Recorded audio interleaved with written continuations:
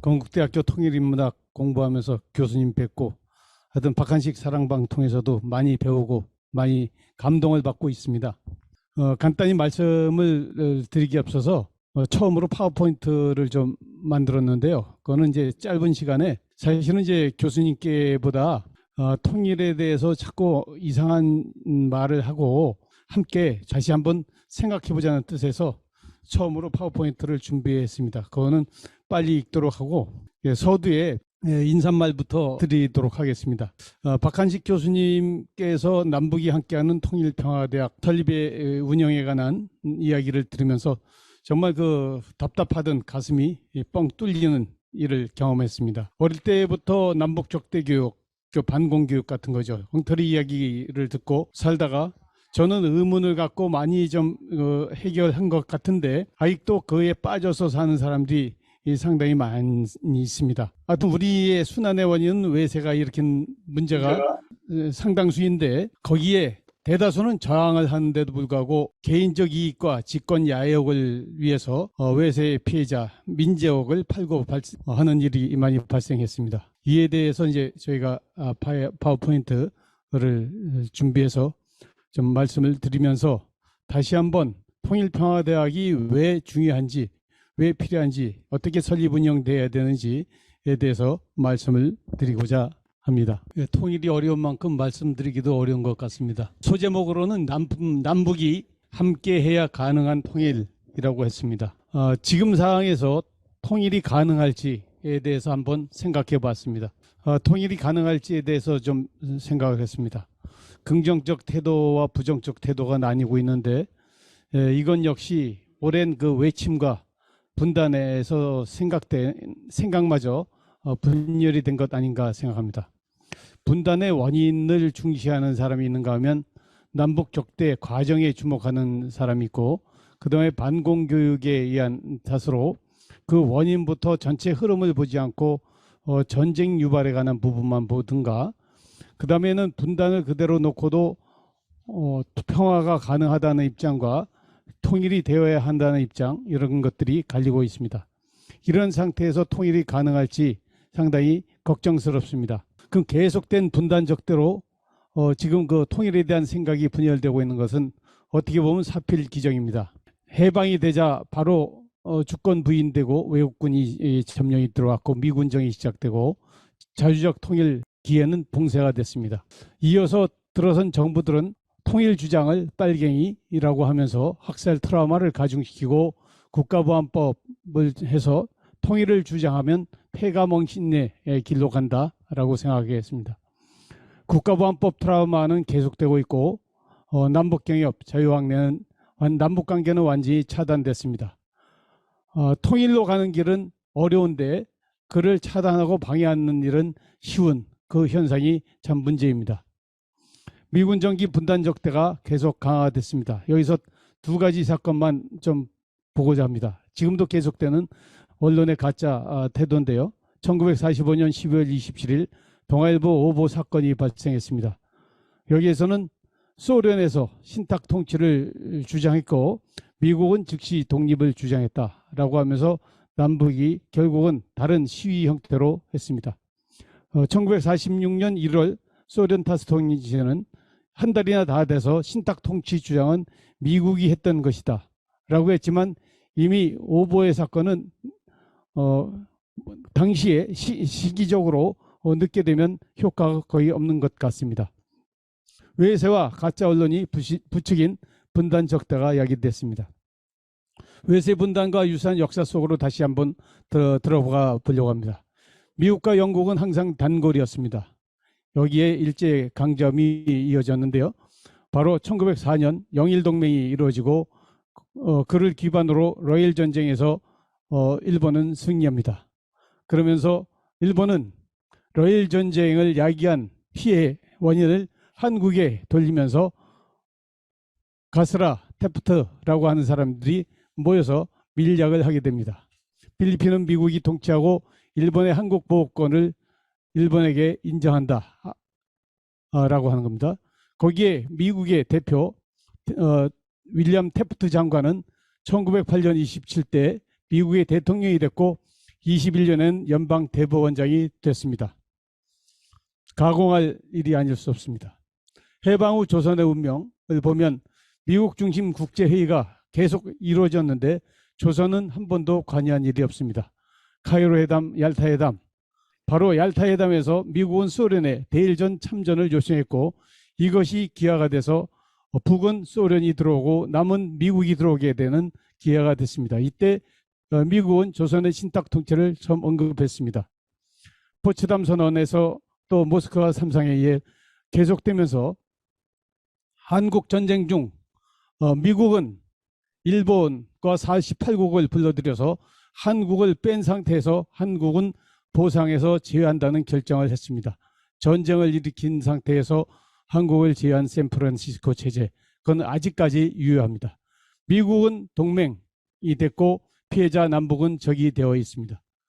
분단적대 해소 노력이 계속됐습니다. 남북 정상 합의는 반공을 내세웠던 박정희 대통령과 김일성 주석 간의 최초 서면 합의를 비롯해서 하여튼 5.18에 같은 주역이었던 노태우 대통령이 나름대로 재시김을 하고자 했는지 김일성 주석과 남북 기본 합의서를 하게 됐습니다.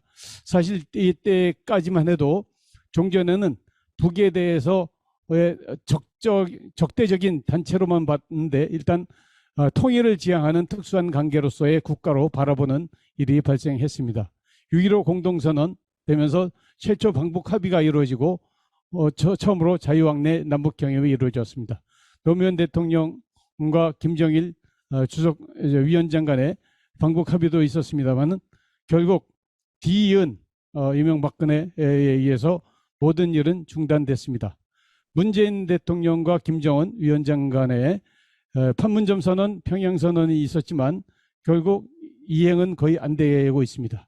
남북 합의의 기대와 호응은 컸지만 이행되지 않거나 그다음에 국가보안법과 한미 방위 조약은 계속되고 있습니다. 최초의 북미 정상 합의가 열렸는데 기대가 큰 세계적 사건이었지만 역시 아무 일도 없이 끝났습니다. 정리하고 생각해 봅니다. 오랜 기간 우리의 순환은 우리의 뜻과 무난하게 발생했습니다. 외세에는 우리 민족 순환의 가해자가 틀림없습니다.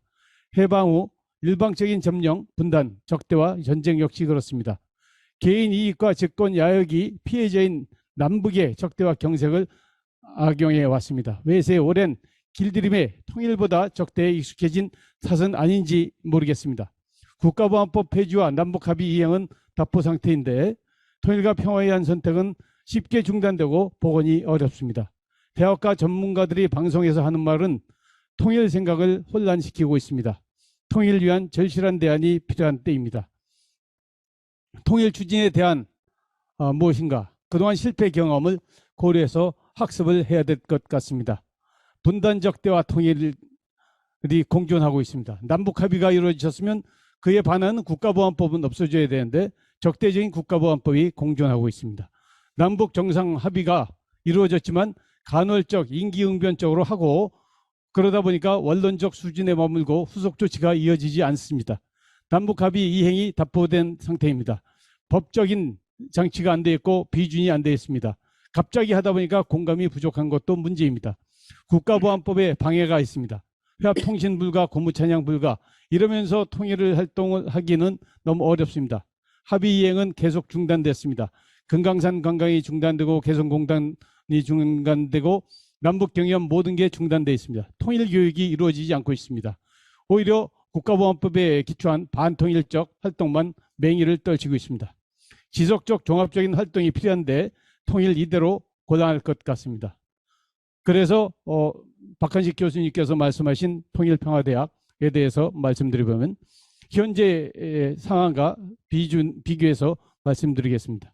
현재 통일학과들이 있는데 남측 입장에서 운영을 하다 보니까 그 교수 담당 교수 전문가들이 나와서 하는 얘기를 보면 분명히 기본 합의서에 남측과 북측으로 부르게 했는데 한국의 반대편에 있는 북한이라는 말을 서슴지 않고 그 다음에는 북측의 입장 종전하지 않은 입장을 고려하지 않고 말을 하고 있습니다.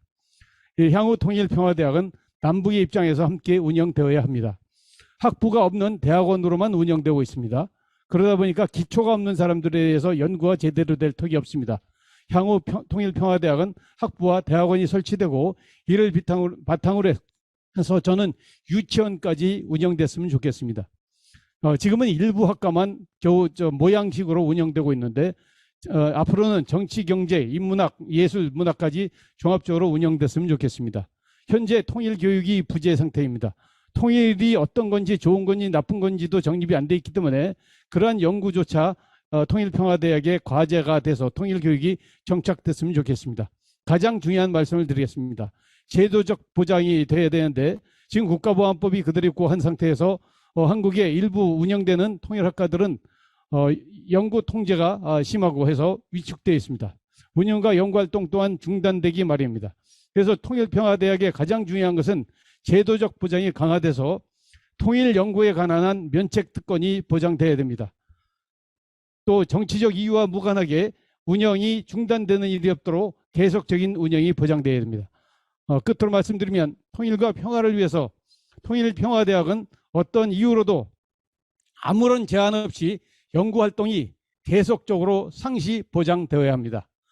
끝으로 한 말씀 드리겠습니다. 나아가 통일평화대학은 세계 평화를 정착시키는 대학으로 발전해 나갔으면 합니다.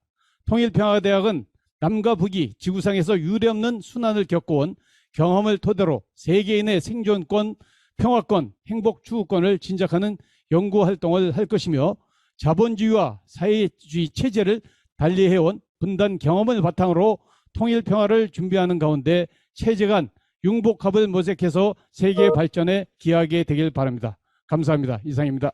이기며 대표님께서 지금까지의 남북 통일에 이르는 합의에 이르는 분단의 현대사부터 통일평화대학이 마땅히 해야 될 일에 대해서 아주 간략하게 발표를 잘해 주셨습니다. 다음은 한국 DMZ 평화생명동산의 정범진 부이사장님이 지금까지 어떤 평화생명 교육을 해오셨는지와 함께 아시아 평화대학에 대한 제언을 해주시겠습니다. 네, 방금 소개받은 정범진입니다.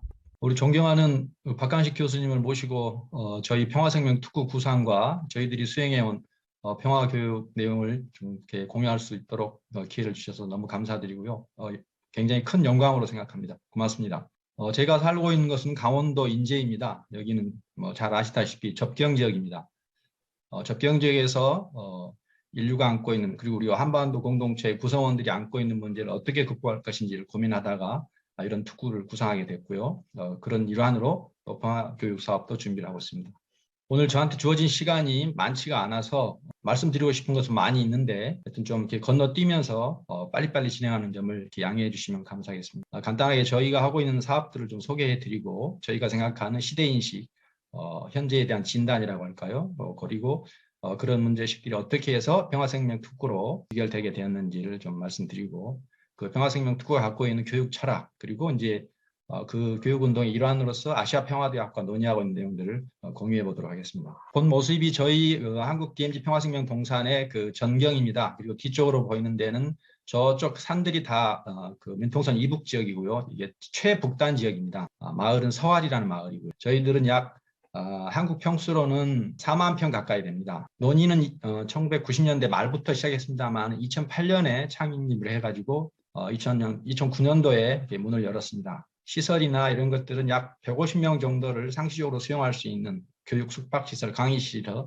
그리고 문화시설을 갖추고 있고요. 지금까지 작년 코로나 전까지 지역 주민, 학생, 시민, 군인, 공무원, 외국인 대상으로 약 6만 명이 1박 2일 정도의 교육들을 마치고 나갔습니다. 2019년부터는 청소년 영상제도 개최하고 있고 오프라인 교육이 상당히 제약을 받고 있기 때문에 온라인으로 올 6월부터는 평화생명TV라는 주제로 평화와 생명, 민주주의에 대한 교육 내용들을 방영하고 있습니다. 유튜브 채널들은 주소가 나와 있기 때문에 한번 검색해 주시면 그리고 구독도 꼭 좀 눌러주시면 감사하겠습니다. 저희가 생각하는 현재 시대에 대한 진단입니다. 코로나가 저희를 강력하게 옥죄고 있는데 과연 이 코로나 이전으로 복귀할 수 있을 것인지 여러 가지 의문이 제기되고 있습니다. 이 코로나 문제가 결국 인간의 활동에 의해서 빚어진 일이기 때문에 과거에 살았던 방식들을 바꿔서 좀 더 나은 형태로 복귀하지 않으면 그런 위험들은 언제든지 더 재현될 수 있고 더 강화된 형태로 우리를 압박할 수 있을 것 같습니다.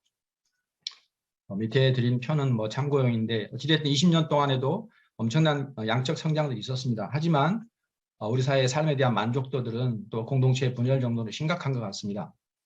특히 저희들은 농촌인데 농업 문제가 갖고 있는 근본적인 중요성이 있는데도 불구하고 농업은 경치되고 있고 농민들의 삶은 계속 피폐해지고 농민들은 줄고 있습니다.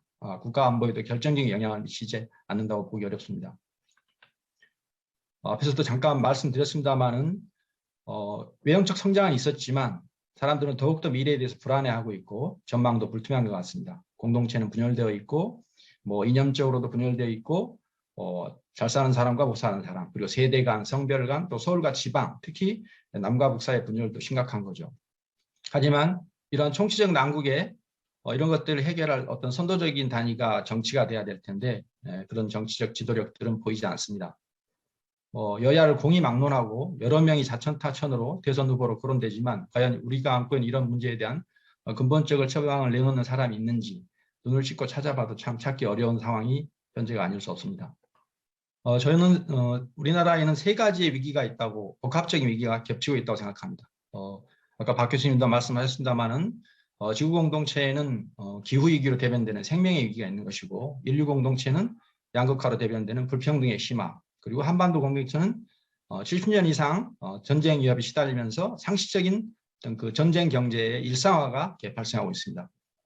올해 국방비만 따져봤을 때 1인당 국방비를 102만 원 정도, 전 세계적으로 2019년도 기준이 한 30만 원 정도 되는데 이런 걸 전쟁 경비로 지출하고 있습니다. 부담이 아닐 수가 없습니다. 결국은 이러한 세 개의 과제를 해소하는데 우리의 모든 사회적 실천이 이렇게 모아져야 하는데 그런 실천들은 지금 이렇게 잘 찾기가 어렵습니다. 굉장히 고통스러운 지점이라고 할 수 있겠습니다. 이것들은 충분히 아시는 내용들이고요. 불평등이라든지 기후위기라든지 또 불평등이 갖고 있는 또 다른 불평등, 그 온실가스 배출량에 있어서 불평등도 있는 것이죠. 그런 세계적인 기류가 저희에게도 전혀 이렇게 예외가 될 수가 없습니다. 한국 사회만 하더라도 1965년도에 최상위 소득이 10%가 가져간 소득의 집중도가 20%가 안 됐었는데 지금 2015년도에는 그게 거의 50%에 육박하고 있습니다. 그리고 전 국토가 지금 아열대화되는 그런 현상들을 이렇게 목도하고 있는 것이고요. 이 우리나라의 불평등 정도는 국제사회에 비교해도 부끄럽기 짝이 없습니다. 더군다나 여기에 남과 북 양쪽에 보여지고 있는 이런 전쟁에 대비하는 모습들은 대단히 안타깝고 실망스러운 모습입니다. 특히 이북은 차치하고 이남의 대통령이란 분이 새해 첫날 첫 행보를 새벽 6시에 초계기를 타고 한반도 상공을 비행하는 이러한 상황을 목도했을 때 너무 가슴이 아팠습니다.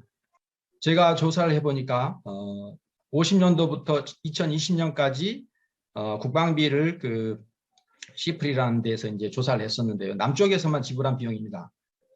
단순 합계만 하더라도 8,100억 달러가 넘습니다. 이게 지난 8월 달 환율로 계산을 해보니까 무려 948조 원이나 됩니다. 분단 70년 동안 한국 사람들이 948조 원의 돈을 여기 국방비에다 쏟아부은 것이죠. 근데 여기는 순수한 국방비만 들어가 있기 때문에 국방비 외에 지출되는 분단 비용들은 더 크다고 할 수 있겠습니다. 또 하나의 아이러니는 진보정부라고 할 수 있는 문재인 정부, 저는 진보정부인지에 대해서도 의심을 합니다만 이명박 박근혜 정부의 이 보수정부에서보다 군사비 증가율이 더 높습니다. 그리고 앞으로 또 중기계획이라 해가지고 300조 원 이상을 아마 국방비가 70조 원까지도 더 늘어날 수 있을 것 같은데요. 첨단 무기를 도입하고 항공모함을 도입하고 핵잠수함을 도입한다는 그런 계획을 잡고 있습니다. 너무나 안타깝습니다. 당연히 우리 사회의 지속 가능성에 대해서 젊은 세대 노년층을 막론하고 다 불안해합니다. 현재의 위기의 근원에 대해서 한번 우리가 따져보지 않을 수 없습니다. 결국은 인간의 활동에 근거가 있는 것이고 그런 탐욕을 부추기는 자본주의라는 시스템, 그리고 결국은 그 맨 최상층에 이 군산복합체가 있다고 반드시 지적을 해야 한다고 봅니다. 이런 기후위기, 불평등, 분단체제 유지는 한 몸통으로서 이들이 우리의 삼중의 고통을 계속적으로 재생산시키고 있다고 저는 진단합니다. 이 이야기는 넘어가겠습니다. 우리에게 지금 3.1운동이 100년이나 지났지만 기미 독립선언에서 이야기했던 평화를 통한 새로운 문명국가의 창달, 이런 것들의 목표가 저는 절반의 성공은 있었지만 그 절반의 실패로 귀결됐다고 공히 진단을 합니다. 우리 어떤 산업체제, 시스템들을 바꾸지 않으면 이러한 위기는 계속적으로 증폭되고 가중될 수밖에 없다. 지금까지 역사가 시장이 불평등을 해소하지 못하고 기술이 생명의 위기를 극복하지 못한다는 점을 분명히 보여주고 있습니다. 그런데도 아직까지 여전히 거기에서 해법을 찾고 있는 안타까운 상황인 거죠. 결국은 인간의 탐욕을 배제한 탈자본, 탈시장, 탈성장의 해법이라고 보고 어떤 공동체성의 회복 그리고 생명과 평화의 가치가 가장 우선시되는 어떤 경제체제의 전환이 우리에게 지금 주문되고 있다고 보겠습니다. 뉴딜에 대해서는 생략하겠습니다. 결국은 현재의 경제를 대안의 경제로 바꿔야 된다고 봅니다. 돈이 아닌 삶, 이윤이 아닌 필요, 왼쪽과 오른쪽, 왼쪽에서 오른쪽으로 전환을 해야 되는 것이죠. 또 하나는 평화의 경제입니다.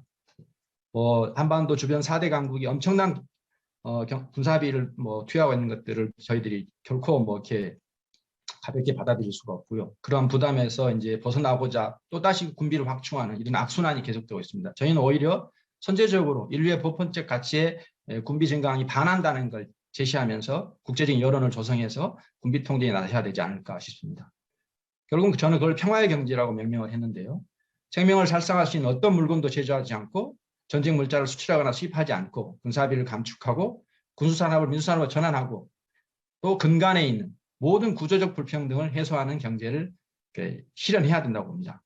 저희가 적경지역이 있기 때문에 적경지역의 간단한 현황들을 보여드리는 거고요. 적경지역에 우리나라에 약 300만 명이 안 되는 사람들이 살고 있습니다. 하지만 대한민국 농산어촌이 보편적으로 안고 있는 고령화, 빈곤화에 봉착해 있고 여러 가지 규제를 받고 있습니다. 결국 이 마을들이 재생이 안 되는 진단을 받은 단위가 80~90%가 넘습니다. 그래서 10년 뒤에가 되면은 아마 마을이 사라지는 단위가 상당히 많이 나타날 걸로 지금 예측을 합니다. 이런 적경 지역의 평화적 이용을 위해서 여러 제안들이 역대 정부마다 있었고 또 유엔군에서도 있었습니다. 하지만 이런 제안들은 등장하자마자 다 유작이 됐습니다.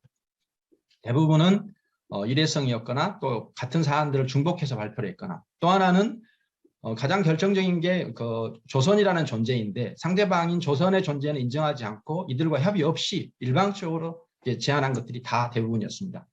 그리고 결정적으로는 여기에 있는 주민들을 대상으로 하는 사업이 아니었습니다. 주민들의 삶을 어떻게 바꿀지에 대한 구상 자체가 부재했기 때문에 제안들은 나오자마자 다 유작이 되었던 것이죠. 저희들은 이러한 한계를 극복하고 어떤 걸 지향해야 되는지에 대해서 다음과 같은 판단을 내렸습니다.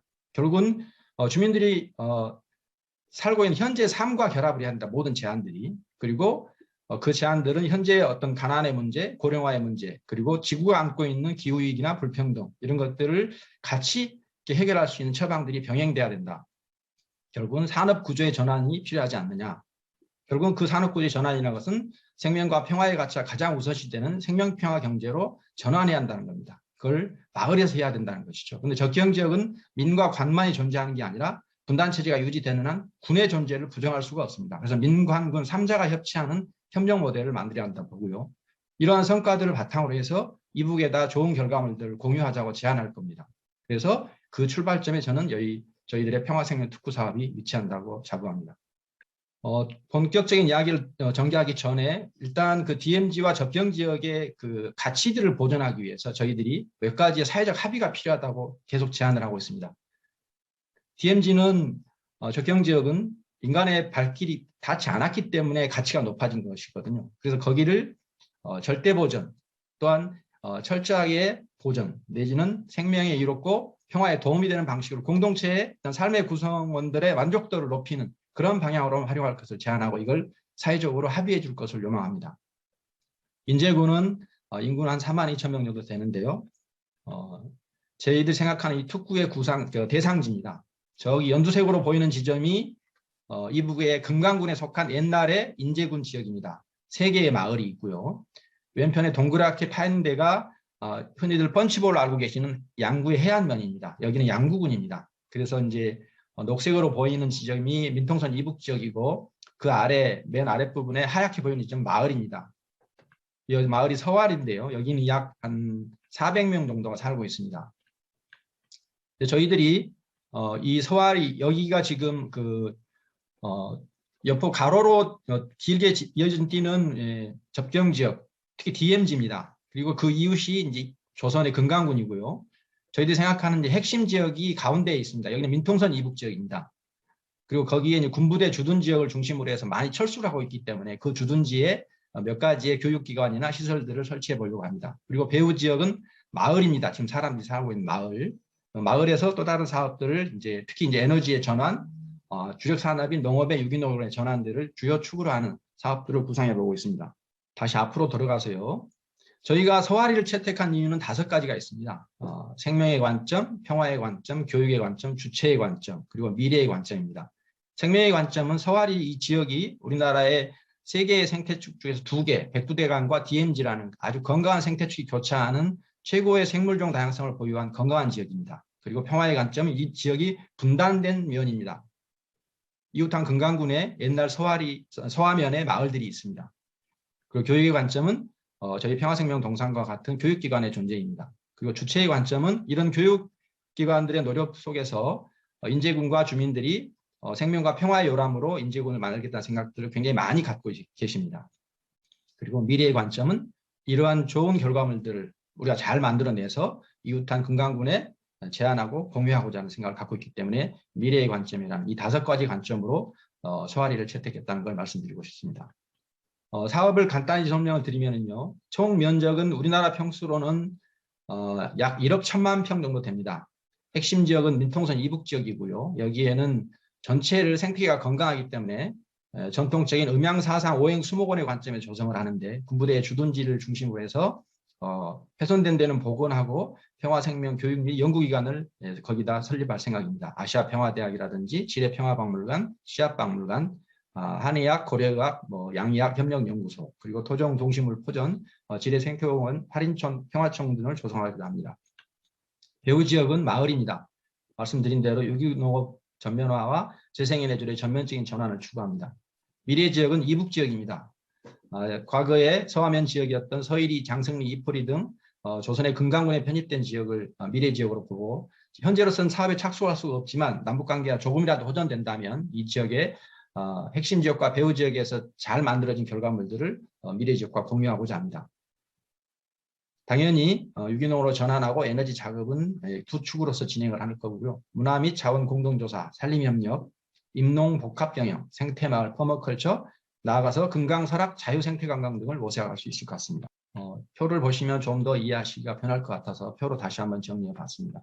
저희들이 이 구상을 담은 보고서를 2018년에 제출하고 나서 작년에 인제군과 저희 민간이 공동으로 기획단을 만들었고요. 작년 11월에는 남북관계를 포함한 여러 분야 전문가 60여 분을 위촉해서 기획위원으로 모셨습니다. 그리고 지금 각 분과별 사업들에 대한 연구 용역이 진행 중이고 지금 10월 전후로 해서 용역이 완성이 되면은 여야 대통령 후보에게 공약화를 요구할 생각이고 나아가서는 만약에 당선자가 내년에 이제 3월에 결정이 되면 5월 정도까지는 인수위에서 국정 100대 과제 정도로 선정해 달라고 주문을 할 생각을 계획으로 갖고 있습니다. 한 15년에서 15년 정도를 생각합니다. 기존의 남북경제특구와의 차이점들은 기존의 남북경제특구는 개성이나 금강산에 있었는데요. 남측의 자본이나 기술, 북측의 토지와 노동력이 결합한 모델이었는데 현재 저희들의 구상에서는 남북으로의 대규모의 자본과 노동의 이동은 없습니다. 그리고 독립적인 지위를 보장받으려고 합니다. 지향점은 기존의 것들이 화석연료에 의존하고 규모의 경제를 추구하고 성장 지상주의 입각해 있었다면 저희들은 지금 인류 공동체가 갖고 있는 3가지의 문제를 해결하는 데 지향점을 둡니다. 남북관계에 철저히 종속돼 있었지만 저희들은 자유롭고 호전될 때 심화된 협력을 수행할 수 있다고 생각합니다. 특히 근로 조건이 굉장히 중요한데요. 남북경제특구에서 장시간과 저임금 노동은 일상화되어 있었습니다. 여러분이 잘 아시다시피 필요에 의해서건 요구에 의해서건 간에 임금이 15만 원을 넘지 않았었던 거고 당시에 한국 사회의 최저임금이 150만 원이었는데 10분의 1을 겨우 넘는 수준이었습니다. 그런 것들은 정의롭지 못하고 저희들은 지속 가능하지 않다고 봅니다. 그래서 주 4일, 일 6시간 노동을 제한을 하고 또 최저임금과 최고임금의 격차를 줄여야 한다고 봅니다. 대상은 기존에 개성과 금강산이 있었다면 저희들은 저희 인제 서화 DMZ 평화생명특구가 유일하다고 봅니다. 감히 저희들이 저희 사업에 대해서 좀 문명사적 의의라는 표현을 달아봤습니다. 지구공동체의 지속가능성을 위협하는 위기에 대한 가장 적극적인 실천이다. 그리고 삼중고를 해결하기 위한 가장 구체적인 행동이고 유기농 전면화와 에너지 작업을 핵심 축으로 한다. 민관군의 협력 모델을 만들 것이고 이러한 성과를 이북과 공유하겠다는 겁니다. 그리고 핵심적인 내용입니다만은 저희들은 이것도 역시 교육운동의 일환으로 생각합니다. 그 지구공동체의 위기를 극복할 새로운 주체 양성을 도모하는 사업이다. 그리고 인재를 그 중심지로 자리매김하겠다는 생각을 갖고 있습니다. 저희들이 수행해왔던 생명평화 교육의 철학과 지향을 한번 보겠습니다. 앞서 말씀드렸던 시장과 기술의 한계와 문제점들을 저희들이 철저히 인식해야 한다고 봅니다. 그리고 앞으로의 대규모의 성장이 불가능한 상황에서 어떻게 하면 제한된 빵을 공정하고 민주적으로 나누고 그리고 검약한 생활에서 만족을 느끼게 할 것이냐, 이런 것들이 저희들의 교육의 바탕을 이루고 있습니다. 그리고 주체를 양성하는 것, 그리고 결국은 탈성장, 탈자본을 추구하고 한반도에서의 탈식민의 과제, 탈근대의 과제가 놓여 있다고 생각합니다. 그리고 결국은 평화협정이나 비핵화를 넘어서 녹색 생명사회로의 전 한반도 공동체가 전환해야 한다는 것들을 목표로 합니다. 당연히 주체들 양성하고 이 주체들의 투신과 또 재투신이 계속적으로 이루어질 수 있도록 하겠습니다. 생명평화 교육은 나와 사회 그리고 무생명과의 조화로운 삶을 추구합니다. 그리고 인간 중심적 사고는 지향될 수밖에 없습니다. 그런 측면에서 저희들이 앞으로 이 특구에다 담고자 하는 생명평화 교육기관의 어떤 간단한 상입니다. 일단은 국제대학원에서 학부로 확장을 하고요. 우선적으로는 저희들의 공간이 있기 때문에 공간을 활용한 후에 독자적인 공간을 확보하겠다. 그리고 학습과 노동, 현장 활동, 그리고 연대 투쟁, 내지는 연대 활동들을 병행해야 됩니다. 그리고 다양한 프로그램을 통한 시민교육을 확대시키자. 그리고 또 하나의 주체인 조선민주주의인민공화국 학생 대상의 지식 공유 사업을 수행할 생각입니다. 재원은 교수님도 말씀하셨습니다만 남북 교류협력 기금이 1차적입니다. 그리고 이 학교 외에 지뢰평화박물관이라든지 지뢰생태공원, 토종시합박물관, 토종종자포전, 적정기술학교, 귀천자 지원교육기관 등과 연계해서 운영할 생각입니다. 지금부터는 아시아평화대학이 주최하는 아시아평화대학에 대해서 간단히 말씀드리겠습니다. 저는 아시아평화대학의 주체는 아닙니다. 하지만 아시아평화대학이 인재 평화생명특구에 들어와서 공간을 잡고 평화교육들을 수행했으면 좋겠다는 제가 제안을 드린 바가 있어서 아시아평화대학과 이야기를 나누고 있고요. 그 결과물이 다음 달 11월 달에 인제군과 아시아평화대학이 인재평화생명특구 내에 아시아평화대학을 설립하기 위한 업무협약을 체결하기로 했습니다. 아시아평화대학은 대학을 추진하는 법인체입니다. 18년도에 이야기가 됐다고 그러고요. 지금 말씀드린 내용은 아시아평화대학의 이대훈 교수님이 저한테 주신 자료에 근거해서 작성해 봤습니다. 지금 아시아평화대학 추진단에는 이렇게 여러분들이 이제 모셔져서 활동을 하고 계십니다. 김동춘 교수님을 이하 한미미 선생님까지 여러분이 함께 하십니다. 아시아평화대학은 평화교육, 평화연구, 평화거점대학을 지향한다고 저한테 보내오셨습니다. 인재양성, 전문가 양성, 평화역량의 공동체를 추구하고요. 대학원 대학의 성격을 먼저 갖고 국내외에서 인정받는 석사, 박사학위를 발급할 것을 목표로 하고 있습니다. 정규학과에는 평화학과, 젠더평화학과, 갈등전환학과, 평화교육학과, 생명평화학과, 이행기 정유학과, 평화관광학과 등을 둔다고 합니다. 그리고 기타 단기 특수과정 및 연구활동과 각종 포럼을 준비하고 계시고요. 정규 과목 예시는 참고하시면 되겠습니다. 대학원 수준의 평화 온오프라인 프로그램을 먼저 운영을 하고 웹 기반 온라인 플랫폼을 구축하고 평화 관련 출판물을 생산할 계획을 갖고 있습니다. 2021년 사업들도 몇 가지가 있는데요. 여러 차례로 온라인 강좌들을 다국어로 계속 진행하고 계십니다. 말씀드린 대로 오늘 11월 달에 인재군과 대학 설립을 위한 업무협약을 체결할 일정을 갖고 있습니다. 제가 박 교수님의 강의나 유튜브 영상들을 보고 메모해 본 것인데요. 통일평화대학을 저는 이렇게 이해를 했습니다. 주요한 목적은 통일조국을 이끌어 나갈 인재 양성, 그리고 필수 강좌는 사회체제 연구와 평화학 통일론을 들어야 된다.